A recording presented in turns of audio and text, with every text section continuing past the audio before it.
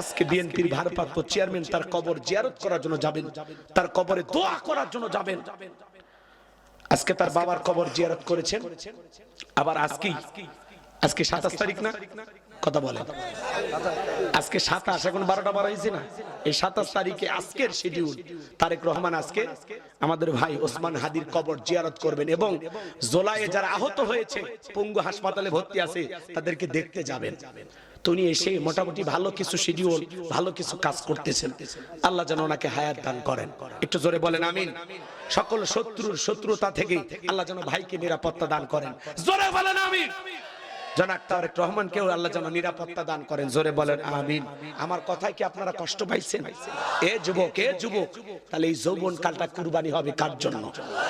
Television দেখা, cinema দেখা, নাটক দেখা বাঁচলে হাদির মতো বাঁচো, ইতিহাস হয়ে থাকবা। গাঁজা খায় না, মদ খায় না, প্রেম প্রীতি করে সময় নষ্ট করো না, ফেসবুক ইউটিউব ঘাটাঘাটি করে সময় নষ্ট করো না, হাদি হওয়ার চেষ্টা করো, ইতিহাস হয়ে থাকো। 50-100 বছর বাঁচতে চাই না, হাদি ভাইয়ের মতো 2-1 বছর বেঁচে থাকা ইতিহাস হতে চাও। হাদিরা অমর হয়ে থাকে, কোটি মানুষের দোয়া পাইবা।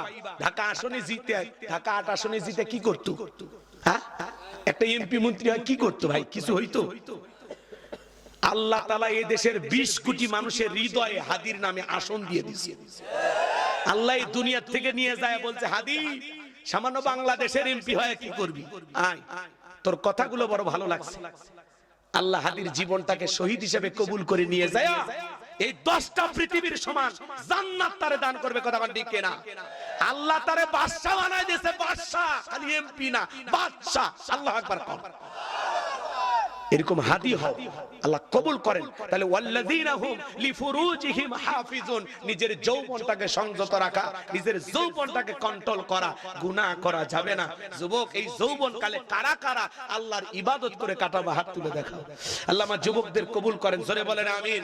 হাত নামান আমার ভাইয়েরা। 5 আর 6 নাম্বার গুনাহ বলি। আল্লাহ একটি আয়াতের ভিতরে বললেন ওয়াল্লাযীনা হুম লিআমানাতিহিম ওয়া আহদিহিম রাউন।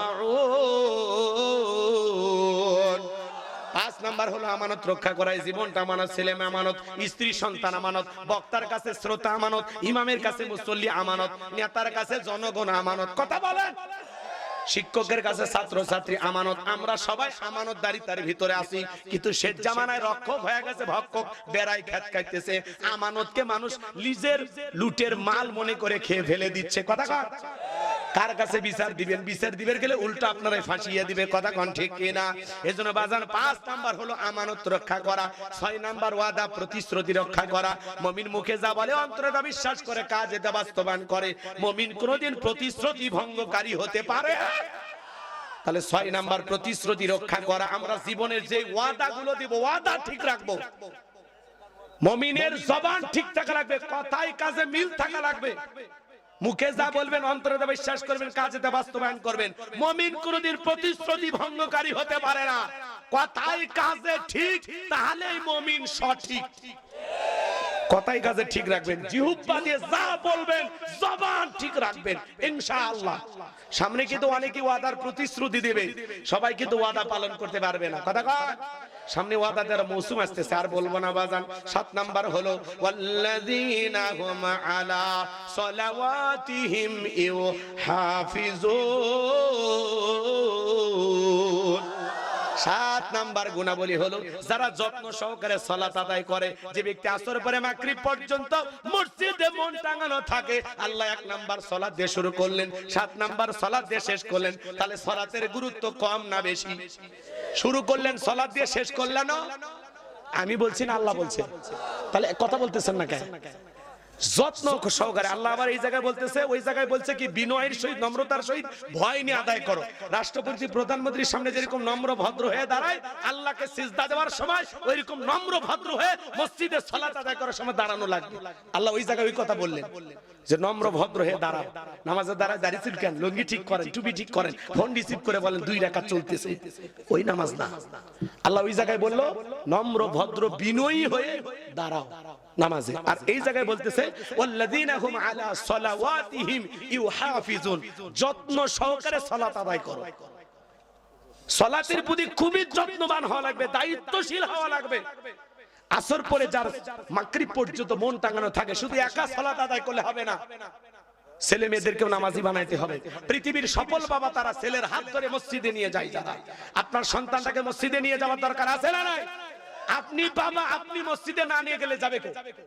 কথা বলেন। ছোট ছোট বাচ্চাদেরকে মসজিদ মুখী বানাবেন, আজকের শিশু আগামীর বাংলাদেশ। কথা বলেন।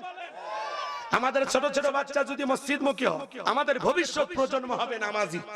আর এদেরকে যদি মসজিদ থেকে অনেক মুরব্বী বাচ্চারা গেলে ধমক দেয়, চাচা পা দুটো টাকা দেন, পা ধরে বলি খবরদার, মুরব্বী হয়েছেন আপনার আক্কেল হয়নি, ধমক দেওয়া যাবে না। ছোট বাচ্চা মসজিদে যাবে, একটু দুষ্টমি করবে, ট্যাপের পানি নষ্ট করবে, একটু কাঁতারে ফাঁক দিয়ে দৌড় মারবে, দাড়ি ধরে টান দিবে, টুপি ধরে টান দেবে, যাই নামাজ জড়াবে। আর ছোট বাচ্চা 7-8 বছর বয়স, ও মায়ের পেট থেকে জন্মই নিয়েছে দৌড়ানোর জন্য। কথা কর, ও দৌড়াবেন, আপনি 70 বছরে মুরব্বী দৌড় মারবেন। আর আপনি যদি লাভ দেন, আপনার নাট স্ক্রু কিছু থাকবি? আপনার কি সেই বয়সটা আছে?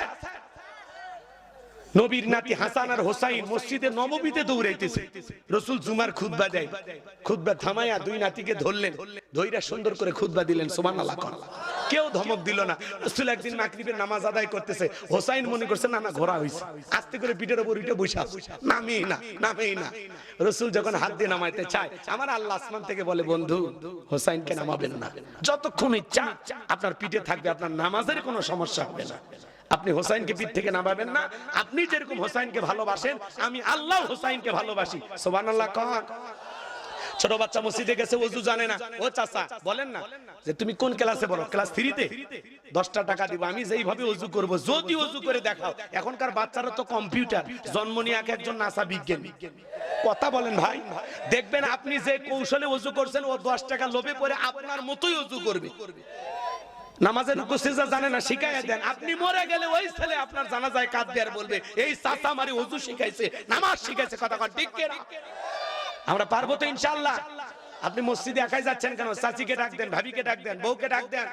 ওগো সুন্দরী মা ওঠো, কথা কয় না, বউ ডাক দেন, ও কলিজা আমার ওঠো।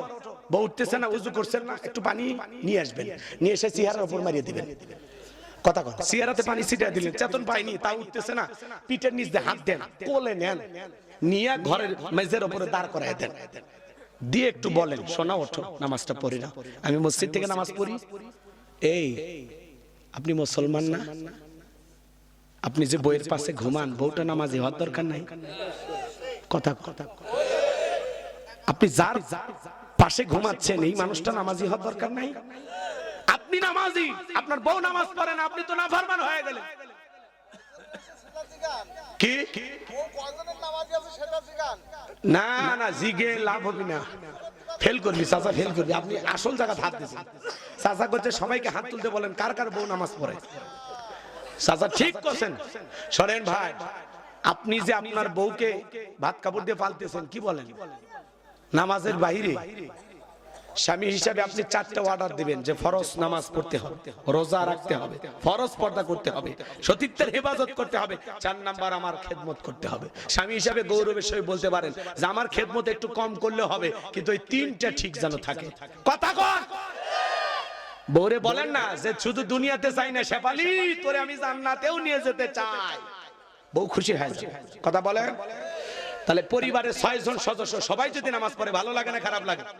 ছেলেদেরকে মসজিদে নিয়ে যান, মেয়েদেরকে ডাক দেন, মা আয়েশা, মা নুসাইবা, মা মারিয়া ওঠো, এ আমার কলিজার টুকরা মেয়েরা ওঠো, নামাজ আদায় করো। ছেলেকে ডাক দেন, বাবা বকর, ওসমান আলী, আবু বকর ওঠো, বাবা ইসহাক চলো মসজিদে যাই। আদর করে ডাক দেন, আমার আব্বাজান কোথায়, চলো তো মসজিদে যাই। ছোট ছোট বাচ্চা মসজিদে গেলে মসজিদ কমিটির দায়িত্ব নিয়ে থাকেন, খালি টাকা দিয়ে টাইলস লাগায়েন না।